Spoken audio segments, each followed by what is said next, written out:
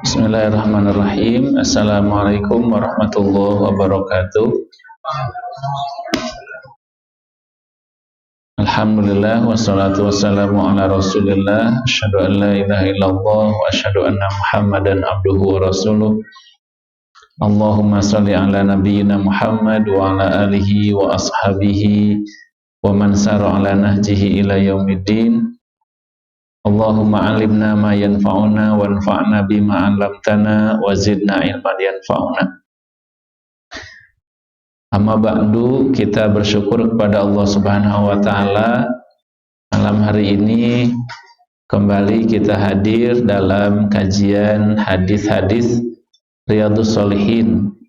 Ya, hadis Riyadhus Shalihin, kitab yang disusun oleh Imam Nawawi. Ini sangat layak untuk menjadi panduan hidup kita, ya, ibadah, akhlak, dan juga amal-amal soleh yang lain. Salawat serta salam mudah-mudahan terlimpah curah untuk Nabi kita Muhammad sallallahu alaihi wasallam. Allahumma sholli ala Muhammad wa ali Muhammad. Kita juga tidak lupa bahwa waktu kita menjelang Ramadan sudah semakin dekat, ya. Tinggal berapa hari lagi? 31 hari lagi, ya. Kurang lebih sebulan lagi kita memasuki Ramadan. Mudah-mudahan Allah Subhanahu wa taala memanjangkan usia kita dan kita memasuki Ramadan dalam keadaan sehat jasmani, sehat rohani, semangat untuk mengisi Ramadan. Amin ya rabbal alamin. Hadirin yang dirahmati oleh Allah Subhanahu wa taala, kajian kita di kitab Riyadhus Shalihin, kita masih berada di bab yang ke-13. Kita masih berada di bab yang ke-13, babu bayani kathrati tulukil khair. Bab menjelaskan tentang banyaknya jalan-jalan kebaikan. Dan ini malam ini kita pertemuan yang ketiga, ya, dalam bab ini. Jadi dalam bab ini kita akan mempelajari berbagai jenis amal soleh yang menurut kita kadang-kadang remeh, ya, padahal pahalanya sangat besar. Baik, kita masuk kepada hadis yang ke-10. Hadis ke-10 atau hadis nomor 126. Hadis ini masih dari sahabat Abu Dzar Al-Ghifari. Dalam hadis ini Rasulullah SAW menceritakan satu kisah nyata, tapi pada zaman dahulu, ya, sebelum Rasulullah. Apa kisahnya? Ini kemungkinan kisah ini di zaman Bani Israel, ya. Kata Nabi SAW, bainama rajulun yamshi bitariqin. Suatu saat ada seseorang laki-laki yang sedang berjalan, ya, berjalan, ya. Ishtadda alaihil atash, kemudian dia itu kehausan.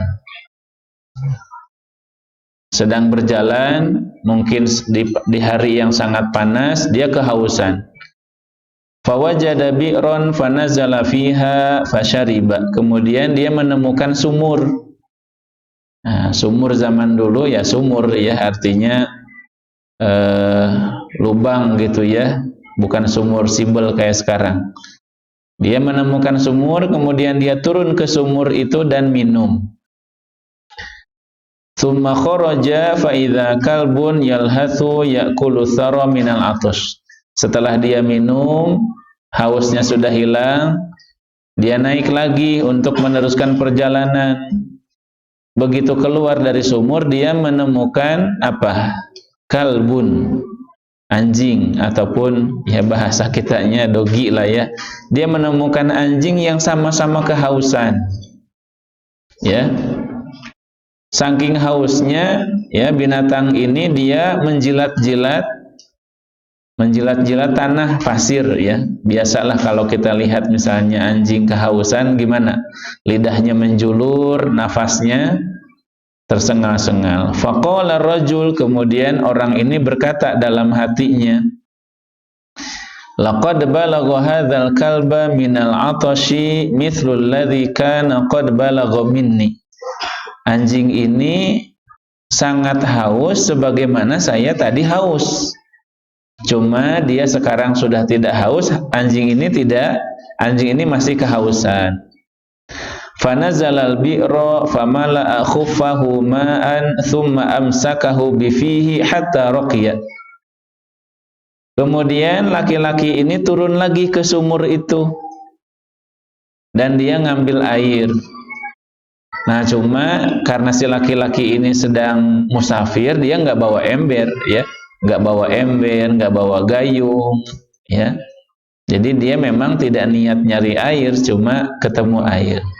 Maka dia masuk sumur, ya, turun. Bagaimana dia bawa airnya?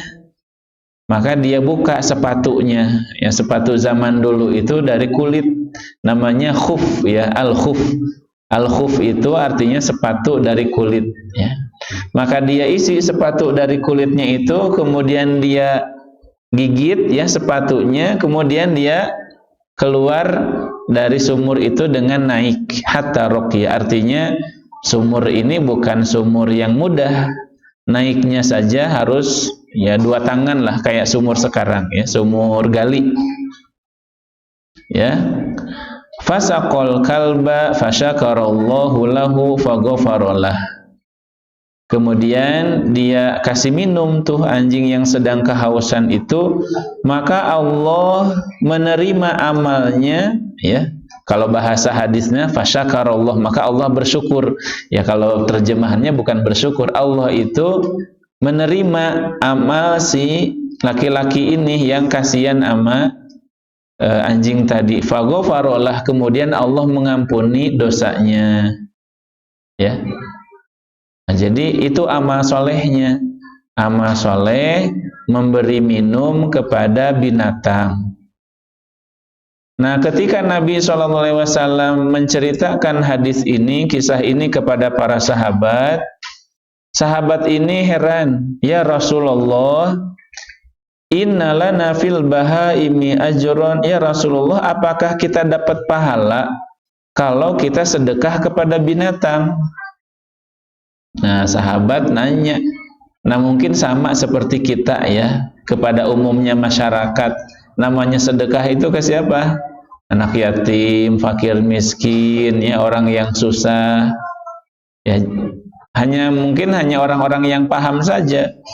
Ternyata sedekah itu kepada siapa saja, makhluk Allah yang hidup itu dapat pahala. Ya, apa jawaban Rasulullah SAW? Fi kulli kabidin rotbatin ajrun. Kalau kita bersedekah kepada makhluk hidup, ya, yang dia memiliki perut, ya, semua binatang, maka itu semuanya ada pahala. Ya, kalau bahasa sekarang itu misalnya kita menyayangi kucing, ya, kucing yang terlantar, kemudian apa saja binatang, ya, ya, kecuali binatang-binatang yang membahayakan memang sunnah dibunuh, ya. Jadi ada binatang-binatang disebut dalam hadis yang lain sunnah dibunuh, kayak ular misalnya, kalajengking, ya, atau tikus, ya, ya, yang membahayakan kita, yang mengganggu kita. Tapi jangan juga, ya, sehari-hari ngapain, ya, memberantas tikus ke sana kemari, enggak juga. Yang mengganggu kita silahkan dibunuh, ya. Yang membahayakan tadi al-aqrab, kalajengking, ya, ular, tikus dan sebagainya. Nah, artinya hadirin yang dirahmati oleh Allah Subhanahu wa taala, bahkan dalam hadis ini, dalam penjelasannya disebutkan, hadis ini juga menyebutkan tentang keutamaan sedekah air. Ya, yang, ya, di sebagian masyarakat cukup terkenal juga sedekah air. Masjid-masjid misalnya menyediakan air minum, atau ada juga misalnya komunitas yang dia memberikan membuat sumur gratis ya untuk masjid dan pesantren. Ada tuh ya lembaga yang memberikan sumur gratis asal masjid dan pesantren. Nah, ini salah satu hadis yang menguatkan tentang keutamaan sedekah air. Ya, apalagi sedekahnya kepada manusia ya, sedekah kepada binatang saja berpahala. Dalam riwayat yang lain disebutkan bahwa dalam riwayat yang lain disebutkan bahwa yang memberikan minum ini bukan laki-laki ya, mungkin ada kisah lain juga. Dalam riwayat yang lain justru yang memberikan minum kepada anjing itu seorang pelacur, wanita pelacur, dan Allah mengampuninya. Nah, hanya saja hadirin yang dirahmati oleh Allah, kalau ada disebutkan amal-amal yang pahalanya diampuni, yang pahalanya itu dengan diampunkan dosa, maka ini harus kita pahami bahwa yang diampuni itu adalah dosa kecil. Ya, jadi kalau misalnya ngasih sedekah kepada binatang, kemudian memberi minum, kemudian menyingkirkan duri di jalan, itu besar pahalanya betul dan menghapuskan dosa. Cuma dosanya dosa kecil. Artinya apa? Kalau dosa orang dosa besar ya, minum khamar, berzina, naudzubillah, mencuri, dan dosa-dosa besar yang lain ya, tidak terhapus oleh amalan-amalan itu. Dia harus dengan taubat. Baik, itu hadis yang pertama ya. Jadi cukup jelas bahwa sedekah kepada binatang apapun ya, apalagi binatang yang tidak membahayakan ya, itu berpahala ya, dan itu juga bukti kita punya sifat kasih sayang. Bahkan kalau misalnya ada menyiram pohon dan sebagainya, karena itu makhluk Allah ya, berpahala ya insyaallah. Kemudian kita masuk kepada hadis yang ke-11. Hadis yang ke-11 masih dari Abu Dzar Al-Ghifari. Hadis ini hadis yang sahih riwayat Muslim, dan tadi juga hadis yang sahih riwayat Bukhari dan Muslim ya. Jadi semuanya hadis yang sahih. Hadis yang ke-11 ini juga sama, menjelaskan tentang amal yang menurut kita sederhana tapi pahalanya besar. Nabi SAW bersabda, laqad ra'aitu rajulan yataqallabu fil jannati fi syajaratin qata'aha min dhahri tariqi kanat tu'dzil muslimin. Rasulullah SAW beliau mengatakan, saya pernah bermimpi,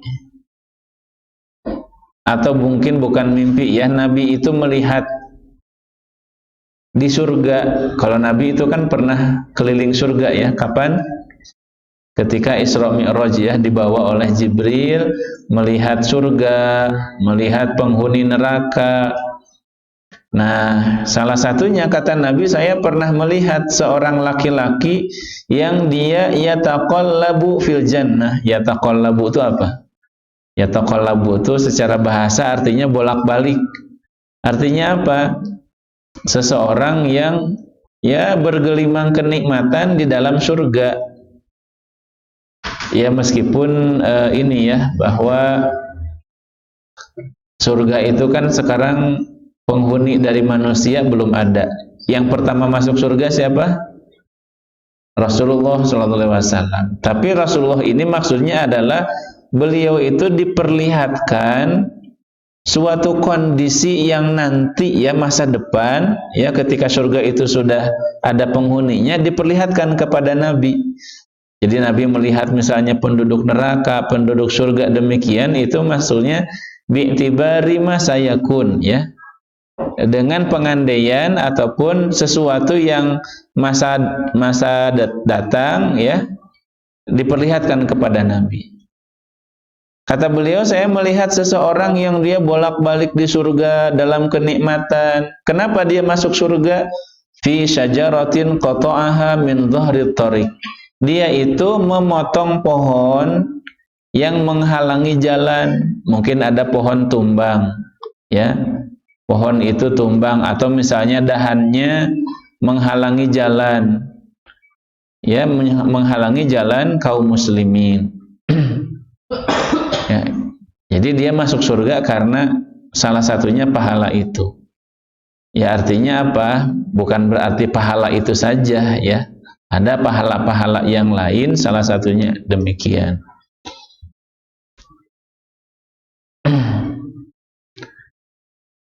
Nah, dalam penjelasannya adalah hadis ini menunjukkan keutamaan seseorang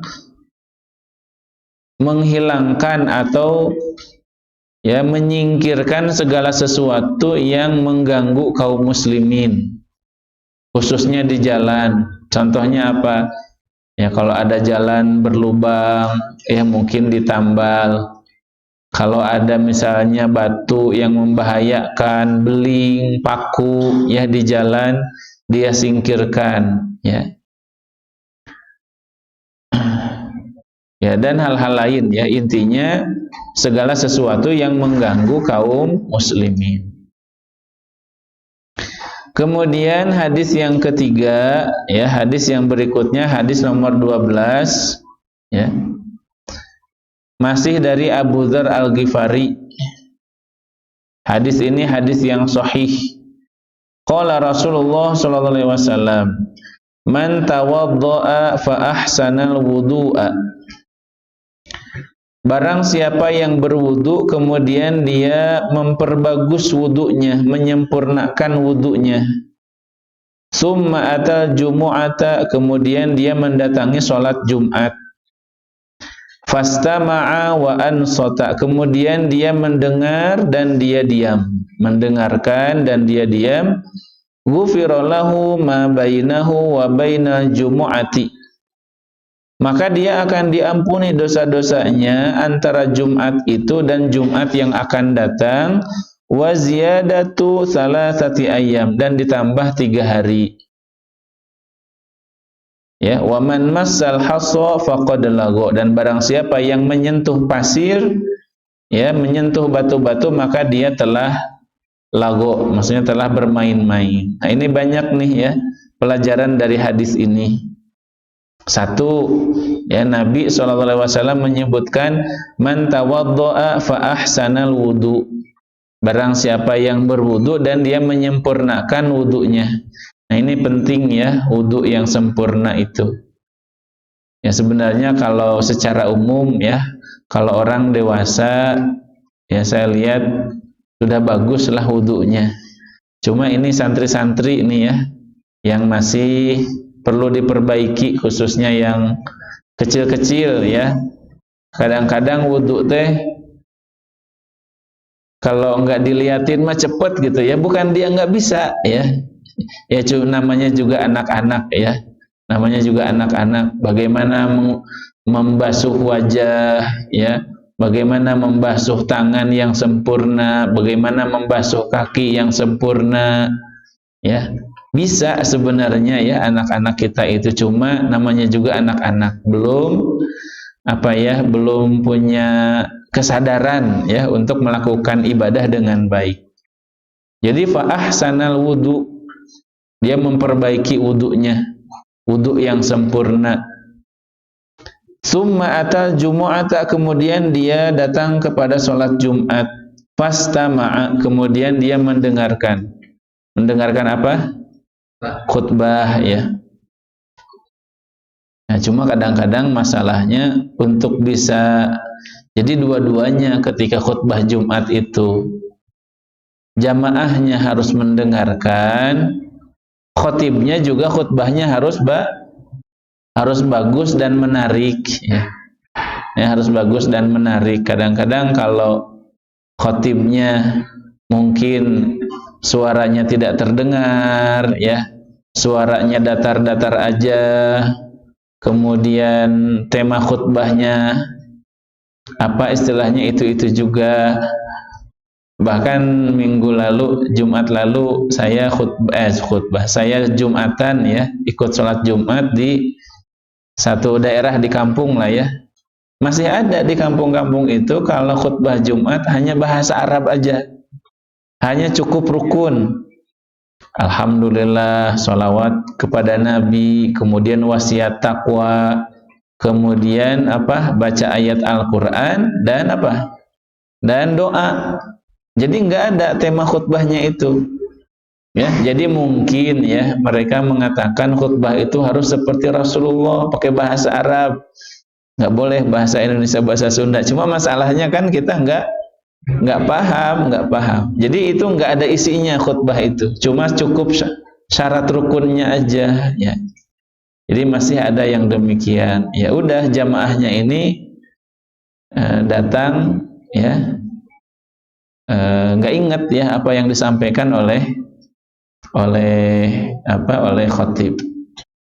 Bahkan ada lelucon ya, ada seorang masuk masjid sholat Jumat, kemudian dia duduk nyender di tiang, kemudian dia duduk setelah sholat, kemudian kok tiba-tiba dia dengar muadzin itu qomat, ini kenapa masjid nih kok nggak ada khutbah? Masalahnya bukan nggak ada khutbah, dianya dianya tidur ya. Jadi ya khutbah ini harus didengarkan. Jadi khotibnya harus bagus, kemudian jamaahnya juga harus mendengarkan. Jangan sampai khutbah Jumat itu jadi sarana tidur siang ya. Tidur siang.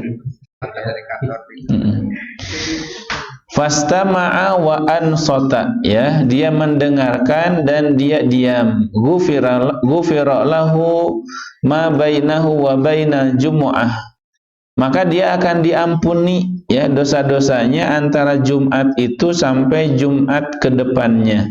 Wa ziyadatu thalathati ayyam, dan ditambah 3 hari. Jadi 10 hari ya. Jadi kalau seseorang datang sholat Jumat dengan persiapan wudunya, mandinya ya.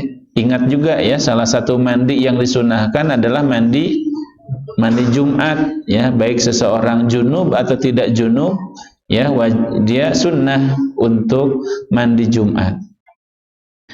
Wa man massal hasa faqad lagu, dan barang siapa yang menyentuh al-hasa itu artinya kerikil ya. Kerikil ya, faqad lagu, maka dia telah bermain-main. Kalau dulu zaman Rasulullah main-main waktu dengar khutbah itu menyentuh kerikil. Kalau sekarang nyentuh ya, nyentuh handphone ya. Jangan sampai itu ya, jangan sampai ya. Ketika khutbah Jumat ya harus didengarkan. Harus didengarkan, jangan meskipun nggak ngobrol tapi misalnya WhatsAppan gitu ya, atau main-main yang lain, itu tidak boleh. Ketika sholat Jumat perintahnya adalah mendengarkan khutbah. Perintahnya mendengarkan khutbah. Ya, kalau dia bertasbih juga berzikir artinya bukan pada waktunya ya. Kalau dia ketika sholat Jumat, ketika khutbah malah dia berzikir ya, sebaiknya tidak ya, sebab perintahnya adalah mendengarkan. Kadang-kadang kalau kita berzikir, kita khusyuk dengan zikir kita, nggak sempat dengarkan khatib. Kemudian yang keempat, hadis nomor 13, hadis riwayat Imam Muslim, hadis yang sahih ya. Ini salah satu hadis yang menyebutkan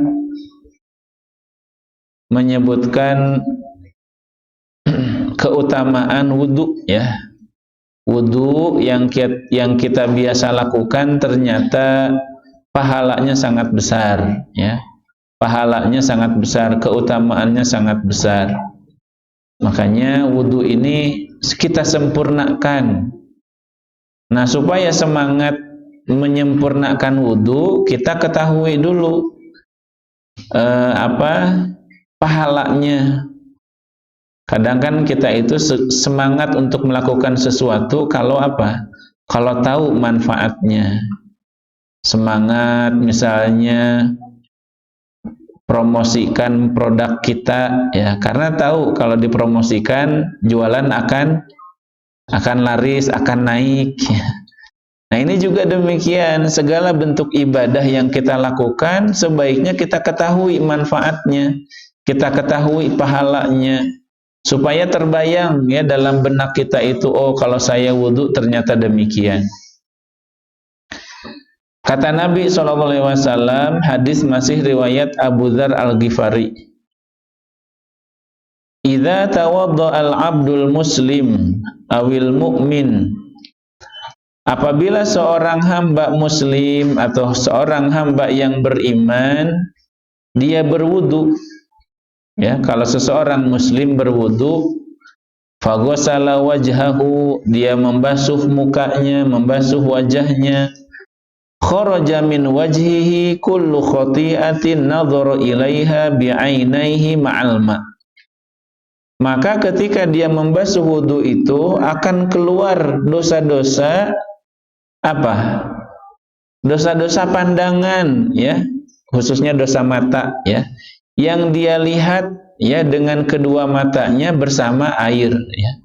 Artinya kalau kita wudu basuh wajah kita, maka bersama tetesan air yang jatuh itu berjatuhan juga itu dosa-dosa, khususnya dosa-dosa mata, dosa-dosa penglihatan.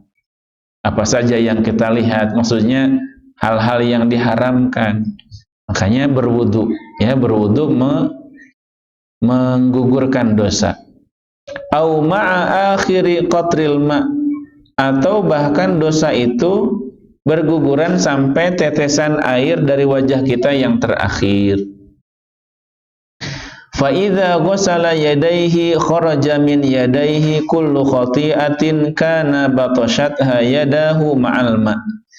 Kalau seorang yang wudu itu dia membasuh tangannya ya sampai pergelangan, sampai pertengahan siku ya, sampai pertengahan siku atau sampai siku ya, tangan kanan dan tangan kiri, maka akan berjatuhan bersama tetesan air itu dosa-dosa tangan.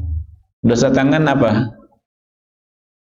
Ya, mungkin orang pernah memukul ya, misalnya, atau orang pernah menampar, atau sekarang apa? Dosa-dosa jari apa? Ya, misalnya browsing hal-hal yang tidak dibolehkan, ya, ngetik atau membuat kata-kata yang tidak baik di handphone, ya. Harusnya kan tangan kita dipakai apa? Ya, dipakai yang baik-baik, pakai buka Quran, pakai tasbih, ya, melakukan pekerjaan yang baik-baik. Tapi ini masalah misalnya dipakai yang diharamkan oleh Allah, maka dengan membasuh kedua tangan itu berguguranlah dosa-dosa dari tangan itu.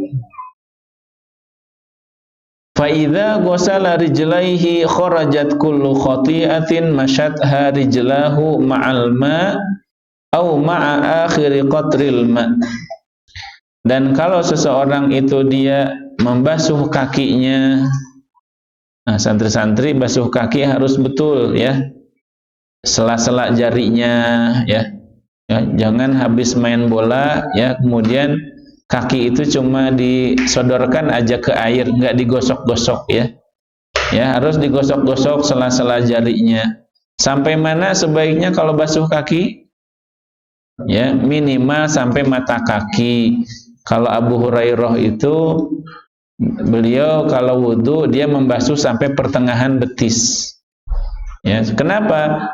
Sebab anggota wudu kita yang kita berwudu selama di dunia, nanti di akhirat itu dia akan bercahaya.